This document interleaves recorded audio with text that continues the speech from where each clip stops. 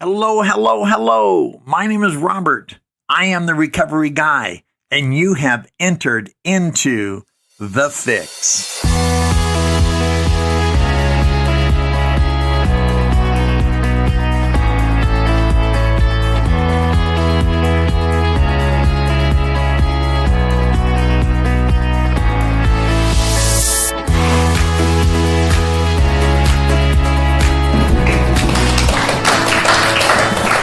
My name is Robert Pardon. I'm a happy, grateful, recovered alcoholic.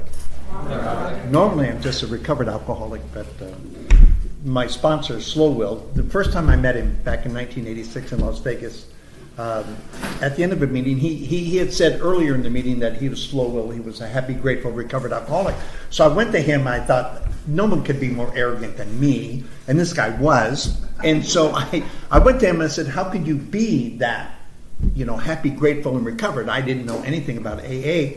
And he said to me, stick around if you've got a few minutes, and I'll show you in the first 164 pages how I can be all those things at the same time. And that was my first introduction to Alcoholics Anonymous, again, in Las Vegas. I don't know if I'm more grateful that I got sober in Las Vegas or more grateful that I drank in Las Vegas for 6 years. Because, our sobriety depends upon our bottom and how we feel about our bottom. And if it's really our bottom, if there's no further down we can go. And although I had to find out one more time after 71 days, the bottom that I hit in Las Vegas was substantial. It was like being in an elevator and having the cables cut at a high floor. When I crashed because not only by that time was alcohol a problem, but everything else that the town stood for, from pornography to compulsive overeating to gambling to drugs, I took upon myself because at some point alcohol just wasn't enough to feed the beast that had grown as it had in me. And so I was very fortunate when I came to the program on February 9th of 1986. I walked into a room, and the Alano Club where I got sober was a two-part. It was a pool hall, coffee bar, pinball machines in the front, and the meetings in the back.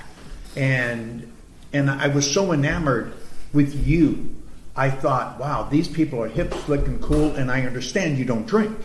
And I got used to the fellowship of the program. I liked you before I knew that I was like you. Does that make sense? And so my first introduction to Alcoholics Anonymous was to a group of people that I thought I wanted to be like, though I didn't know anything about you, because you laughed and you joked and you shot pool and you played cribbage and you played pinochle and you played video games, all the things that I'd like to do while I was drinking outside of the gambling. And so I acclimated to that group of people. And then when I got into the back of the house, back into meetings, I was amazed because you sounded like me, but you had jobs. That you would show up when you were supposed to show up. And I would show up on Wednesday thinking it was Monday. And you had a significant other to go home to who didn't change the locks. You didn't leave on a Wednesday and show up on a Friday and forget why you left on Wednesday. That's who I'd become. Or I'd go to cash my check at a casino, and before I could get out of the casino, I'd lost all my money. That is who I became by the time I got to Alcoholics Anonymous. And you told stories of your journey, but you weren't drinking. You were laughing about it, and I thought, how could you laugh about things that were destroying your life? And then I learned from the big book of Alcoholics Anonymous. So I've been sober 14,443 days in a row. And all credit is due to Alcoholics Anonymous, because I was just once as hopeless as Bill. And I couldn't stop drinking once I started, and I didn't know how to stop. And so in the big book, and one of the reasons I call myself a recovered alcoholic, it says to show other alcoholics precisely how we have recovered is the main purpose for this book. So I was told early on that if I read this book and I applied the principles of this book, I can have what they had. They go on to say that we hope this book is so convincing that no further authentication will be necessary. So I believe them because I came to believe that I couldn't believe anything that came out of my mouth. I was the type of person who walked out on a very good wife. I would eventually walk out on 2 wives, one at a time. That's important to know for me. And I was the type of person who literally moved his children out of the way to go drink and justify it. You know, I was the type of person who wasn't allowed to have a license. You know, the law was looking for me. All the things, I couldn't hold a job. People, good employers would come to me and say, you know what, we really like you, but we don't like you enough to put up with the liability that you become. And so here I was, jobless, homeless, wifeless, childless. But I think the biggest turning point for me, because I would relapse after 71 days, and because there are those too who suffer from grave emotional and mental disorders, but many of them do have the capacity to get sober, providing they can be honest. And I couldn't be honest with you. It was the hardest thing for me to do because I knew early on that AA was the last house on the block. It was pretty obvious to a guy like me. And I thought if you knew everything about me, you wouldn't like me. And I was so concerned with you liking me, not that you would like me, but you would ask me to go away. And when you're on the last house on the block, if one more person asked you to go away, where was I going to go? What was I going to do if you asked me to leave? I knew I had nowhere to go. And so I knew I had to be honest with you, but I couldn't get there. I couldn't become willing to turn my will and my life over to the care of God. I was going to be in charge of the things I was going to be in charge of. And unfortunately, I was in charge still of my drinking. So I became very chameleon. I became the person who sounded like you, who could repeat everything that you said, but I couldn't bridge that gap of being honest. I couldn't tell you who I really was because I was afraid that I would be the first person in the history of Alcoholics Anonymous that you would ask not to come back. And that frightened me to go drink. And I remember sitting up in a hotel room at the Red Butler Motel. I want you to know I stayed at fancy places. You could pay by the hour. You could even rent a room for 4 hours at a time. And if you're really rolling, you could rent a room by a week. And so I went to my dad, and my dad, after I relapsed, and my dad knew I was drunk because my dad was sober 7 years at the time. And he saw me in my condition, and he said, you can't stay here, nor can you see your mom. Because my mom was a major codependent. She had Al-Anon written all over her. And he knew I would talk my mom into staying one more time. And he dropped me off at this motel. And a real turning point for me, you know, when the last person leaves you, and I'm named Robert after my dad, and there was so much between him and me that were alike. And he dropped me off at the Red Butler Motel, 15th and Freeman, I'll never forget. And he looked at me and he said, your mother and I aren't going to watch you die. And that's how I've become. Death was the next thing for me. So when I heard in the room surrender what? There's nothing left. I can't surrender something that I think I have or you think I have. But what you wanted me to surrender was my opinion. You wanted me to surrender my will. And you didn't want me to surrender my will so you could say you had one more member of the cult. You wanted me to surrender my will because you didn't want to see what I would go through if I hit another bottom. You know, it says in the big book, we beg of you to be fearless and thorough from the very start. We don't beg you so we can feel better about ourselves. We beg of you to be fearless and thorough because we know what's next. We know whatever bottom you hit, if you drink again, you might not ever come back. You might actually see the bottom of 6 feet. We might view you instead of seeing you. And the sad thing about this is we have a treatable condition. It's not like we have cancer, prostate cancer or lung cancer, where the doctor comes in and says, we're going to put you on hospice care because there's no remedy for the disease you have.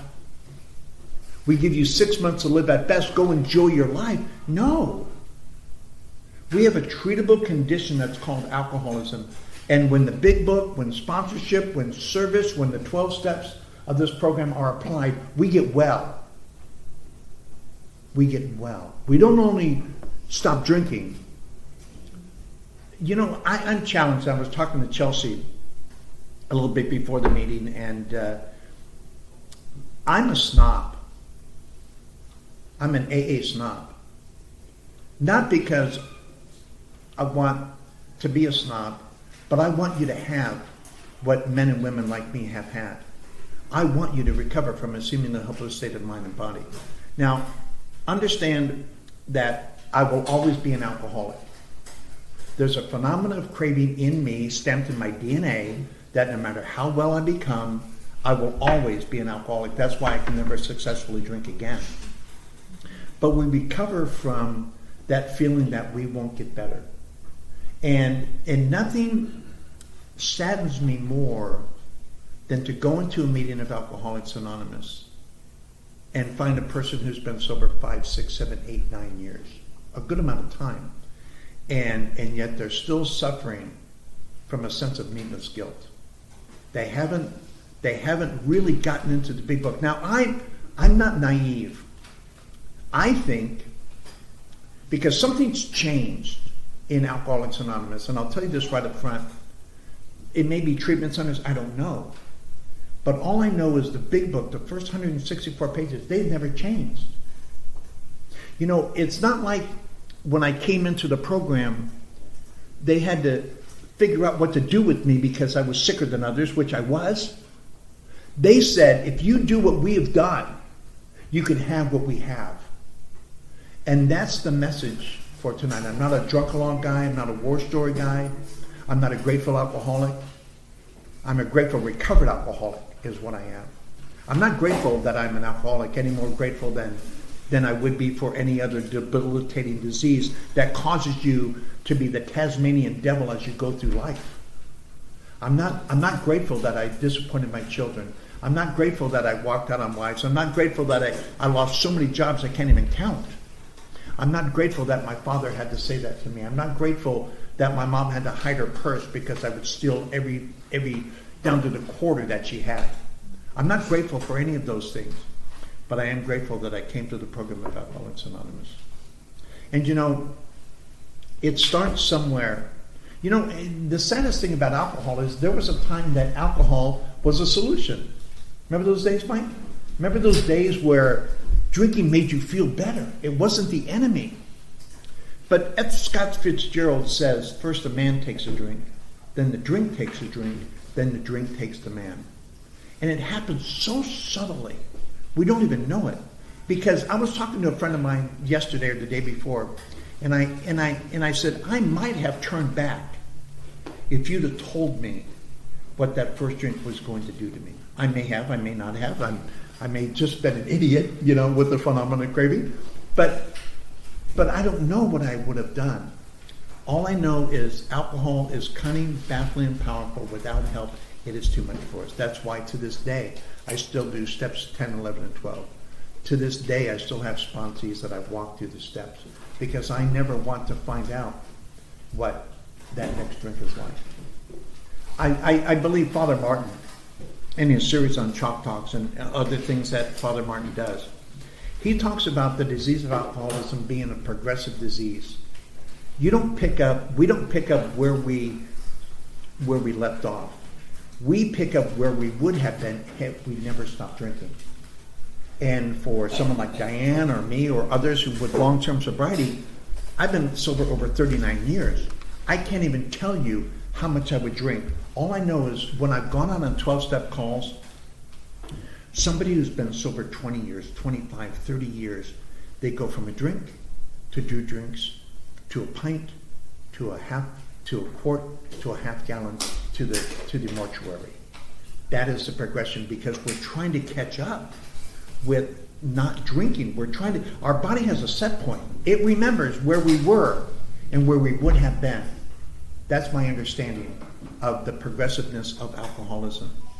You know, when I first drank, I was sort of anxiety driven growing up.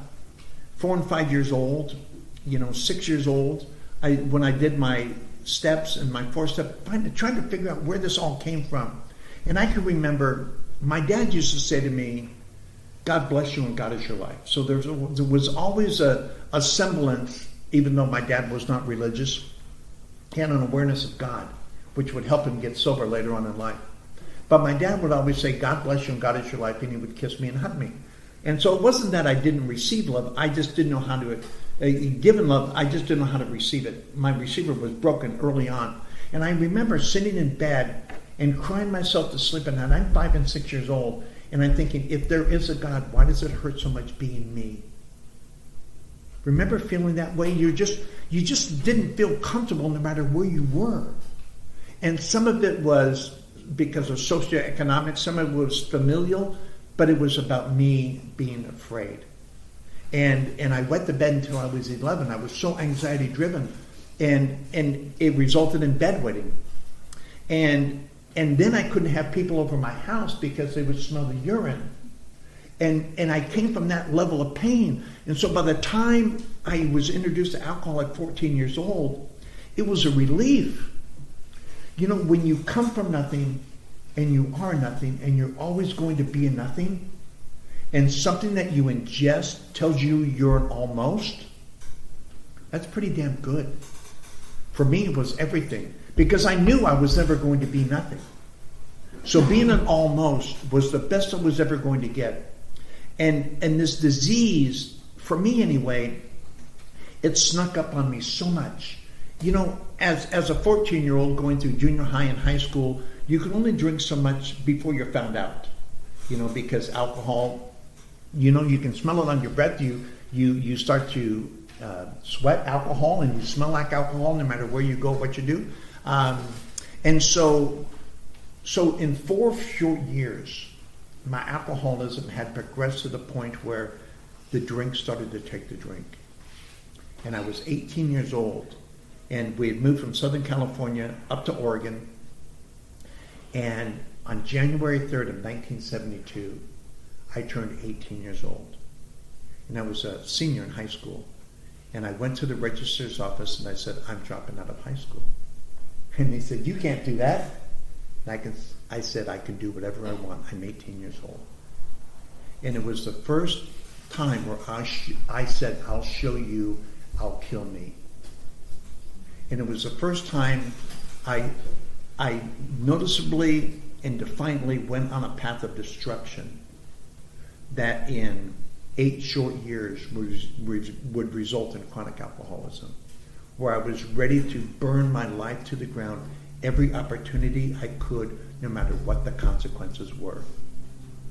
And it was difficult because in high school we had B courts, and where all the cool people, all the jocks hung out, and I wanted to be one. And then we had the handball courts, where all the drug addicts and alcoholics hung out, and I wanted to be them in the morning, just so I could find a balance. And I would struggle. I wasn't good enough to be with the good people, and I wasn't quite bad enough to be with the bad people, and one more time I was stuck in the middle. I couldn't let the good people know how bad I was, and I couldn't let the bad people know how good I was.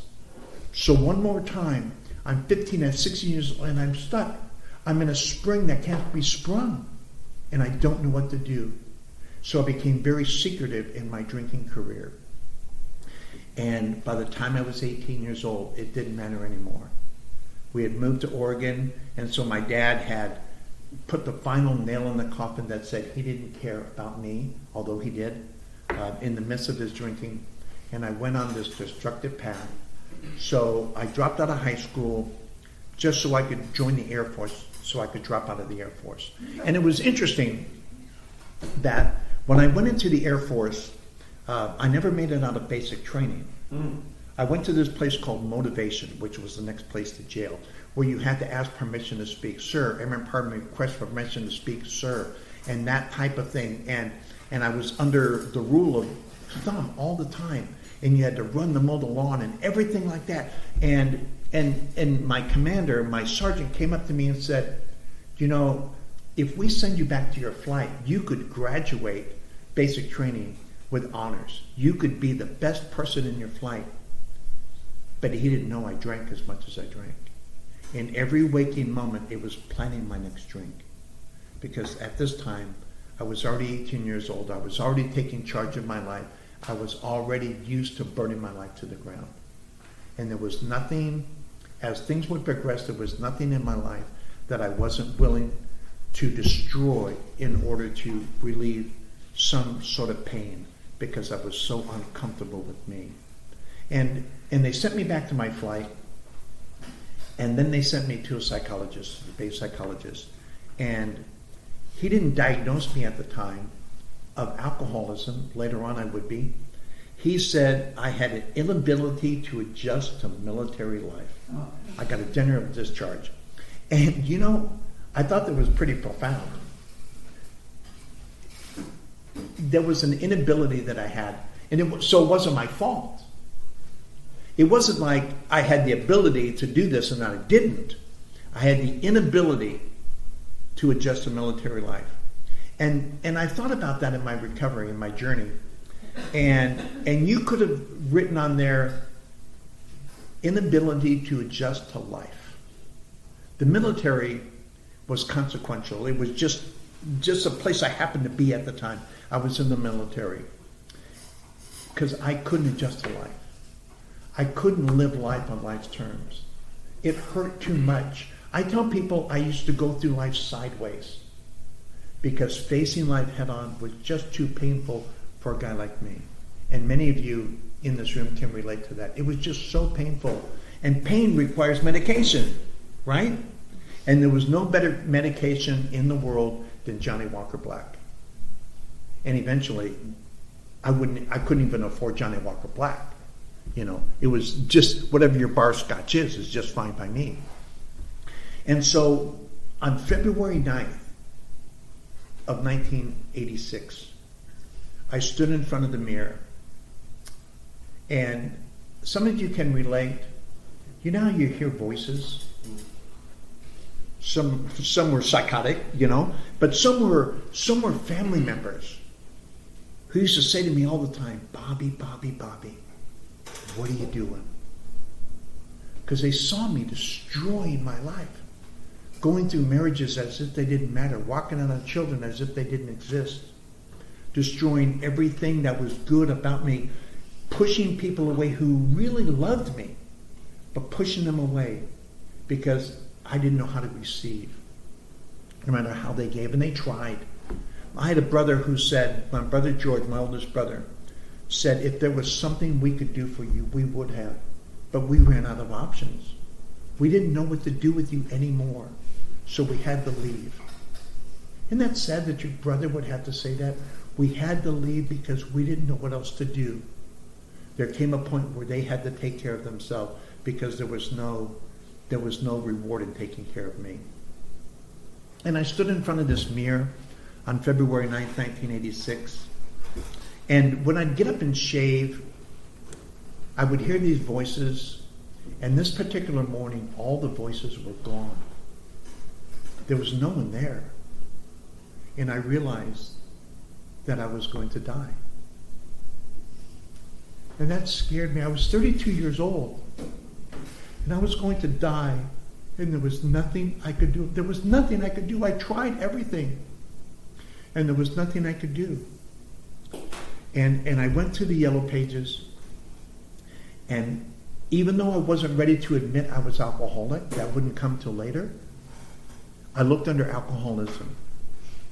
Because growing up in LA, and I grew up on 3rd and Hill, if you're familiar with LA, that's downtown LA, And my dad worked on 7th and Alameda, which is 2 blocks from Skid Row. So between my home and my dad's work was Skid Row. And I knew what an alcoholic looked like. They drank cheap wine, the kind of wine that never saw a grape, right? Mm-hmm. And they pushed a shopping cart, and they had no job. All these things, I couldn't relate to them, so I couldn't be them. That was my picture of an alcoholic. It wasn't my dad. It was the street people that I saw over on 5th Street. And yet I was going to die. And so I looked in the yellow pages under alcoholism. And the previous night I went to Davy's Locker, a wonderful establishment. They would give you free drinks provided you were willing to gamble your paycheck. So free is a relative term. And I'd lost $1,000, and I'd lost my job at the Las Vegas Hilton. I was a room service waiter at the Las Vegas Hilton. So I lost really good jobs, not average jobs, like really good jobs. Back in 1986, we were paid $800,000 a week. And that was a lot of money back then. And to some, it's a lot of money now. And so I'd lost my paycheck, I'd lost my job, and with it, lost my health insurance. And so I called these treatment centers, and they'd say, do you have a job? Do you have money? Do you have health insurance? I'd say, no, click. And by the time I got to about the 6th call, they said to me that if you can show up in a half hour with $50, we'll talk to you. I thought, that's not a bad deal. So I got on the phone, I called my dad, and I said, hey, Dad. And he was ecstatic. He knew who I was, but he was tired of telling me what I'd become, because he was sober by this time, and so he was the enemy. Everyone is the enemy who tells you what your problem is until you admit you have a problem over alcohol. That's why on page 30, it's so important that we have to concede to our innermost self that we're alcoholic. This is the first step in recovery. Not step 1 as we read it on the board. We admitted we are powerless over alcohol, because I'm admitting to you. But unless I concede to myself that I'm an alcoholic, these steps, they're just printed. My friend told me, Tom Bennett told me, it's 3 o'clock in the morning and the lights are out and nobody else is there. You know what the truth is. And I couldn't make that leap of believing that and telling you, because remember, I was afraid that you would ask me not to come back if you found out where I'd come from. Later on, I would find out that many of you are sicker than me. You did some things. You've had 4 and 5 wives. You walked out on 5 kids. You did prison for a long time, like my sponsor did. And I would find this out later, which would qualify you as being worse off than me. And I really needed to find that. Later on, I would. But I went into treatment that morning on February 9th, 1986. And I ran into a group of people who finally understood who I was. Because after a 7-day detox, they took me to an AA meeting. And this is where I would find people who are still sober this day, 45 years, 46 years, 43 years. They have some really good time. And you know what was interesting? They didn't say, oh, Robert's here. He is pretty sick. We need to find out what we're going to do with him. Any more than the newcomer walks in the room today and says, well, we don't know what to do with him or her. Their story is something we've never heard. We need to figure out a way to help them get well. No, we just give you a big book. We tell you to read the forward to the first edition, the second edition, the doctor's opinion, and then Bill's story, and then there's a solution, and then more about alcoholism, and then we agnostics, and then you get to how it works. Because unless we surrender, it doesn't matter how it works. I'm not working it. Right? I'm not doing anything that doesn't make sense to me. So, again, the honesty thing was a real deal breaker for me. And I ended up in this motel where my dad would say, your mother and I aren't going to watch you die. That was on April 19th of 1986. And immediately, instead of letting that, what my dad said, absorb into me, I'm really sick, I need help, I should get sober, I had to go test this theory out. So I went catty corner to the Sundowner Saloon, drank the only scotch I could afford. And this particular night, I ordered a drink from one bartender but there was shift change where people would come on and people would leave. In Las Vegas anyway, and it would happen in the afternoon generally. This was about 3 o'clock in the afternoon, so I was an anytime drinker. Bars were always dark. It was light outside. I felt more comfortable inside. And the bartender who served me the drink was not the bartender I ordered the drink from. It was a sober member of Alcoholics Anonymous. Because back in Las Vegas, I would go back to room service and be aware and always be around alcohol. That's just the kind of people you hung out with, people who worked in casinos, because that was the life. And he said, I was almost embarrassed, not embarrassed enough not to take the drink. I still took the drink. And he said to me, he said, if you're lucky, there will be tomorrow. And I didn't know how much that resonated with me till I went back to my room and tried to get drunk again on April 24th, 1986. And I went back there with a bottle and with a six-pack, and I tried to recapture that feeling of being an almost. But it's true that AA will screw up your drinking, because it screwed up mine. And instead of voices in my head that said, Bobby, Bobby, Bobby, what are you doing? I heard, take it easy. Keep coming back. We'll love you till you learn how to love yourself. Do the 12 steps. Get a sponsor. Go to all the things that you were saying to me that sounded really cliches at the time, and they're still cliches. Cliches are a phrase that actually work. If they don't work, they're not a cliche. Just a sidebar. That's been my experience. And I sat in this hotel room, and I thought, as much as you knew about me, and you asked me to come back, what if you knew everything? Because I didn't want what anyone else had but you. You were the only people I'd ever met that had something I wanted, that had gone through what I had gone through. And April 25th, 1986, I walked back to the rooms of Alcoholics Anonymous, and I tried to be clever. You know how we try to be clever with our drinking, our relapse? I was anyway. I thought it was the smartest pencil, sharpest pencil in the box, but God was smarter than me. And I walked into the late lunch bunch at the Turning Point, and I walked into the back door because I was embarrassed to walk in the front door where the coffee bar was. So I thought I'd walk in the back door off the alley, and who was there but Max Brooks, my sponsor. And Max didn't say, where have you been? Because he knew I'd been gone for 6 days. He had to know. I had nowhere to live. I had nowhere to go. I was in 5 meetings a day. Back in those days, AA in Las Vegas anyway was 24 hours a day, 7 days a week. There was 6 a.m. meeting, 10 a.m. meeting, late lunch bunch. There was a 3 o'clock. There was a 5 o'clock. There was the 8 o'clock. There was the midnight messengers, and there was a 3 a.m. So I was going to as many. I had nowhere else to go. And so Max was there. He didn't say, where you been? He said, are you ready? And I said, Max, I can't tell you how ready I am. What do we do? And he said, get on your knees because we're going to do the third step prayer. And then when we were done with that, I said, now what do I do? And he said, everything I tell you to do. And that started my recovery journey. I haven't done everything all my sponsors have told me to do. But I haven't died, which is a first thing you have to do to be an old timer. And then you have to stay sober, which is the only two things I've done to perfection.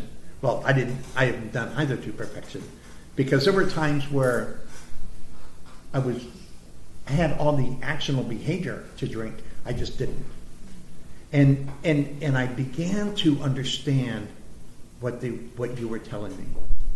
And Max was very profound. He didn't take me to the beginning of the big book. He took me to the end. If we're painstaking about this phase of our development, we will be amazed before we're halfway through. We're going to know a new freedom and a new happiness. For a guy who had been in bondage as long as I had been in bondage, when you told me I could know a new freedom and a new happiness, when you've been in shackles your entire life, a freedom and a happiness. I'd never been happy I'd never been happy, even around alcohol and drugs. I would have to go to a bar and drink with people that I didn't know instead of a wife who knew me, or instead of a family member who loved me. I had to go to people I didn't know and get 3 or 4 or 5 shots back before I thought you cared about me. Anywhere else I couldn't get away with that. You'd ask me to leave before I had that. And you took me to the end of the big book, page 164. Took me to page 83 and 84. Took me to page 132. You told me about laughter. You told me about we're not a glum lot. If outsiders could see no joy in our existence, it says in the big book that outsiders are sometimes amazed when we burst into merriment over a seemingly tragic situation. Then it says, but why shouldn't we laugh? For we have recovered and been given the power to help others. You know, when you're powerless, like many of us are, having power is everything. Because it says in the big book on page 45, lack of power, that was our dilemma. And I didn't understand how I had to be powerless over alcohol. I didn't understand, because I wanted to treat the steps like a buffet. You ever go into a buffet and you're thinking, I go to a buffet for the fried chicken. I just want their fried chicken. I want to see how good it is. I don't necessarily want to eat the salad. Or some of you want to go right to dessert. But we need to take the steps one at a time. So I had to understand that doing the steps one at a time was my pathway to recovery. I couldn't do the steps that were uncomfortable to me because they were all uncomfortable. I thought I was a little bit more insane than the next person. So coming to believe that a power greater than myself could restore me to sanity didn't make any sense to me. But I had to remember that I had to do the steps one at a time. So coming to believe was important, but unless I surrender to my alcoholism in step 1. And it's interesting, a lot of times we hear we are powerless over alcohol and our life had become unmanageable. There's no and there. There's a hyphen there.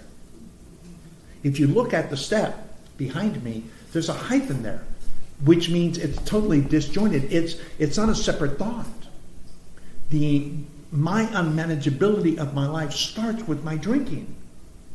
Because I'm the type of person, like many of you in this room, it says on page 44 of the big book, it says, let me quote it properly, under we agnostics, if when you honestly want to, you find yourself, you cannot quit entirely, or if when drinking, you have little control of the amount you take, you are probably alcoholic.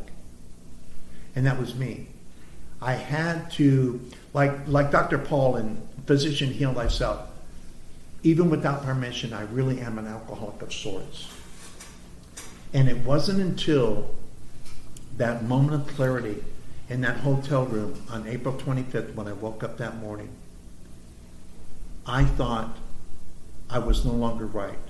I didn't think the people in my life were right because they said I didn't care. But I really did care. Maybe I am you. Maybe I need to go back and raise my hand. My name is Robert Pardon. I'm an alcoholic. This is the first step in recovery.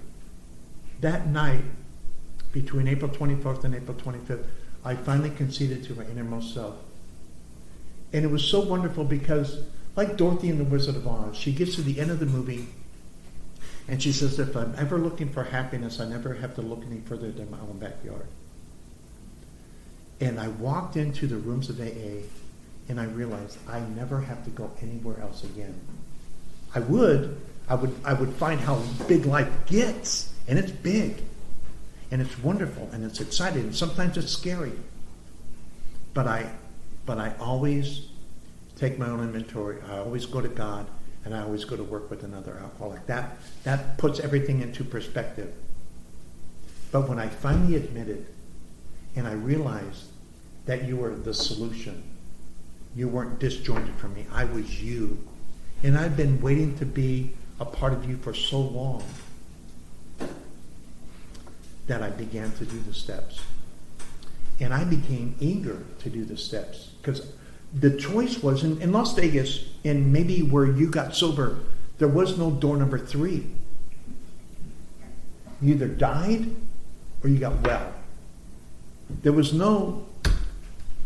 I saw the people who came to the Midnight Messengers, who played around, who had so many problems. The big book in the doctor's opinion said so many problems he despaired over solving any of them.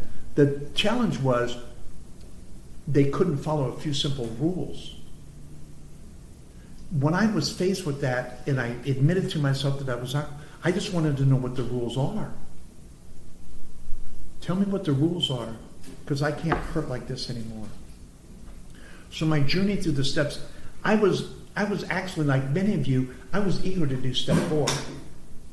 Because you told me that if I did step 4 and did step 5 right afterward, I would have a cleansing. I would be relieving the bondage of self that I wanted to get rid of. There were so many secrets that I had. And they weren't secrets to me. They weren't secrets to God, because He's omnipresent and He sees in the dark, for those of you who don't know much about God. So He knew everything, and I had to recognize that my sponsor knew everything about me as well, because he also was alcoholic. And I became this person who would do anything to experience the relief. I saw you. So my journey through the steps, 4 and 5 and 6 and 7, I couldn't wait to do steps 8 and 9. I listened to Joe and Charlie, and Joe and Charlie talk about, they're on Everything AA. If you don't listen to them, you ought to, or I do. Joe and Charlie say, when it comes to 9, right now, later, maybe, and forget about it. And by the time I get to later, the last 4, I'm ready because I realize what step 9 is. Step 9 is not for you. You could still think I'm an a-hole when I'm done. It's for me. It's to clean up my side of the street, which I found my broom only reaches to my side of the street. I wanted to reach to yours because I want to take your inventory and use it against you. But I found that when I apply the steps to my life, things get better. So I live in steps 10, 11, and 12. Remember, it says continued to take personal inventory. And when, not if, when Robert is wrong, I promptly admit it. My sponsor, Will, who's been sober going on 46 years now, he says if we clear away the wreckage of our present, it doesn't become the wreckage of our past. So I'm eager to go to bed at night and figure out what I have done. I'm eager to wake up the next day where I sought through prayer and meditation to improve, not establish, to improve my conscious contact with God. As we understood it, praying only is an inclusive word, only for the knowledge of His will for us and the power to carry that out. I'm excited to acknowledge that spiritual awakening. And then I go and try to carry the message. I'm not always successful, but at least I tried. And then I get to practice the principles in all my affairs. And we claim spiritual progress rather than spiritual perfection. But I strive for perfection. And if you don't strive for perfection, I invite you to striving for perfection. I can only claim progress. But if you're not claiming higher than what you can reach, what are you doing? Any goal setter, anyone knowledgeable in goal setting tells you to always make your bar higher than what you can achieve, because you're always going to achieve higher if your bar is higher. Now, goals need to be reasonable. My recovery needs to be reasonable. I still haven't lost the humanity. That's why I do step 10. That's why my higher power is not me, even after 39 years, 6 months, and 5 days. It's God as I understand God. I keep track. You know what? I keep track because remember what it was like when we were drinking? Every day was the longest day of our life. We couldn't wait for the day to end, if it was ever going to end at all, just so we could deal with remorse the next day. So I count every single day. I go to my sober app on Monday and I track the rest of the week. And if you're not counting every day, because what we're given is the daily reprieve contingent on the maintenance of our spiritual condition. We give chips for 30, 60, 90 days. All of a sudden we don't count days anymore? Come on.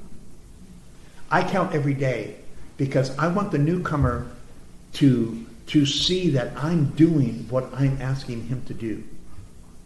I'm not asking him to do something I've stopped doing. Because if you want what we have and are willing to have, is a word of continuum. I have more today than I had 10,000 days ago, but I have everything that I need today to be who I am today. And I want to read one page, because if there's any page in the big book that really helps me understand what happens to me, it's page 17. There's a solution. And I'll close with this. We of Alcoholics Anonymous know of thousands of men and women who are just once as hopeless as Bill. Nearly all have recovered. They have solved the drink problem.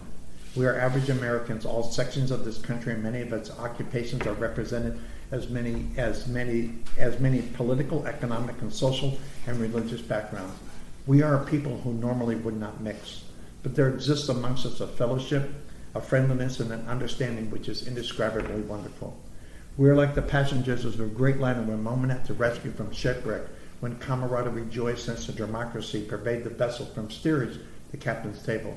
Unlike the feeling of the ship's passengers, however, our joy and escape from disaster does not subside as we go our own individual ways.